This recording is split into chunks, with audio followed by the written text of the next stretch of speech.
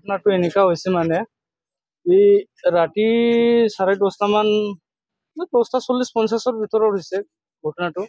মানে এনটি মানে ক'ৰ পৰা আহিছে বিহাৰৰ বুলি শুনিছে কোৱাটো। বিহাৰ মানে এই ডিমাপুৰত এনটি জলকীয়া বেপাৰ কৰে বোলে।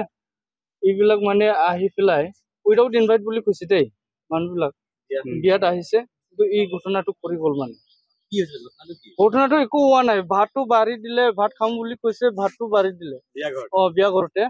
ভাতটো খাই পেলাই মানে এনটি 4জন আছিলে, 4জনৰ 2জনটো অকমান আগত ওলাই গ'ল খাই পেলাই, অকমান মানে 2-3 মিনিটৰ কথা আৰু।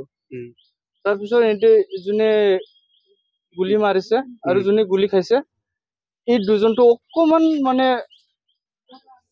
পিছত হৈছে মানে ওলোৱাটো খাই পেলাই। কিন্তু এই যোনে গুলি খাইছে এই মাত্ৰ খাই পেলাই ওলাই মানে 2 ফুট 3 ফুট ডিষ্টেন্সে আছিলে মানে। তাৰ পৰা ই একদম তাড়াতাড়ি ওলাই মানে পিছফালৰ পৰা মাৰি দিলে। গুলি খোৱা মানুহটোৰ নাম কি আছিল? গুলি খোৱা মানুহটো মিল্টুৰ মুছাৰী। ঘটনাটো কি ব্যৱসায় সংক্ৰান্তত হৈছে নেকি? ব্যৱসায় সংক্ৰান্ত হৈছে না কি হৈছে এইটোতো আমি নাজানো, বিলকুল এইটো নাজানো। আমি মানুহটো চিনি নাপাই। এই যোনে গুলি খাইছে এইটোতো আমাৰ যেনিবা নিজৰ মানুহ, কিন্তু বেপাৰ বাণিজ্য এইবিলাকৰ কথাটো আমি নাজানো। কি বেপাৰৰ লগত জড়িত? এনটি জলকীয়া, এইটো ভোট জলকীয়া।